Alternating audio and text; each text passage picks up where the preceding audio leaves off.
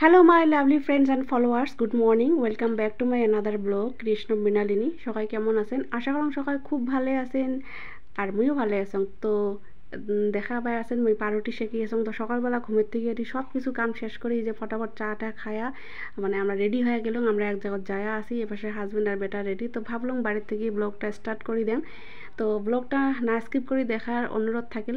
আশা করুন তোমরা ভালো লাগবে। তো ভালো লাগলে লাইক কমেন্ট করবেন আর বেশি বেশি শেয়ার করবেন আর আমার পেজটা ফলো করে দিবেন। আর যদি ইউটিউব থেকে দেখেছেন তাহলে কৃষ্ণ মৃণালিনী সার্চ করলে মোর চ্যানেলটা পাবেন, ওটি থেকে মোর ভিডিওগুলো তোমরা দেখিয়ে পাবেন। তো গাইস গৌরীপুরত নামিয়ে জুলিবি নিয়ে এলা আরও একবার এই যে বাঁশবাড়ির নামলাম, আমি এখানে রেস্ট করি। আর বাঁশবাড়ির জায়গাটা এত সুন্দর ঠান্ডা, মানে এটি আমি সারাদিন বসে থাকুন এমন লাগে। আর এই জায়গার মানে চারিপাশের পরিবেশটা দেখো কত সুন্দর, চারিপাশের গাছটা সবুজ পরিবেশ খুব ভালো লাগে। তারপরে এটি অনেক তাজা তাজা বস্তুও পাওয়া যায়, অনেকে বাজারও করে এসে।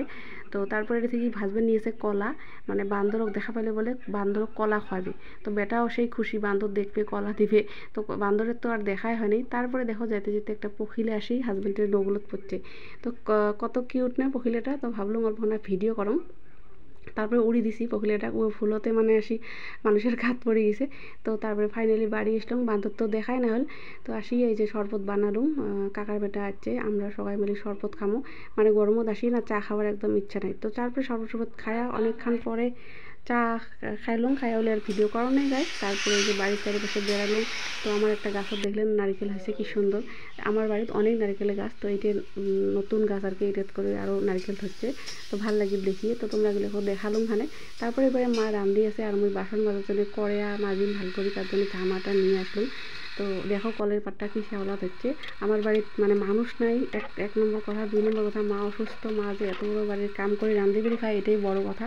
মানে তার জন্য যখনই আসি জেন বই নিয়ে আসি, আমরা মা করবো হেল্প করি। তো ভাবলাম অনেকগুলো বাসন হয়েছে, বাসনগুলো মাজে দিই। আর না মানে আর মোর বাড়ির আসার বিশেষ একটা মানে কারণ, মানে খুবই আর্জেন্ট দরকার, তার জন্য আসলাম। আর ভাবলাম মানে ইচ্ছা নাছিল এত গরম, কিন্তু দরকারটা এমনই আশায় লাগবে। আর বেটারও বন্ধ পাইছে 2 দিন যেহেতু, তো মামার বাড়ি করে থাকে, তার জন্য বেটাকে ওখানে নিয়ে আসলাম। ওরও মনটা শান্তি হল, মোরও ভালো লাগিল মার সাথে দেখা হল। প্লাস যেটা মোর বিশেষ দরকার ওইটাও সারা হয়নি এলাও। আজকে সানডে এলাও, মোর দরকারটা চলি আছে, সারা হবে আজকে মেবি।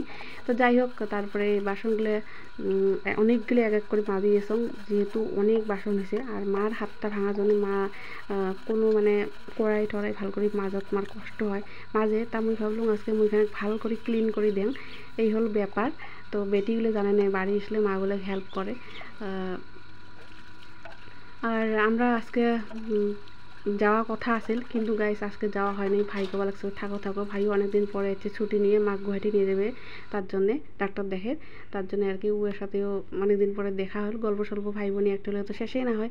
আর মার সাথে এই পাশে আমি বসি ভাড়া মানজং আর গল্প করিয়েছং, কিবি গল্প করিয়েছি, হাসি ধরছি।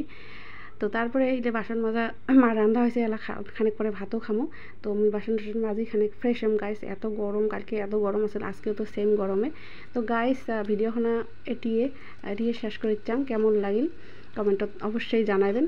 তো এলা আমরা ভাত খামো। তো সবাই ভালো থাকেন, সুস্থ থাকেন, দেখা হবে আর একটা নতুন দিনের নতুন ব্লগের সাথে। Bye bye guys.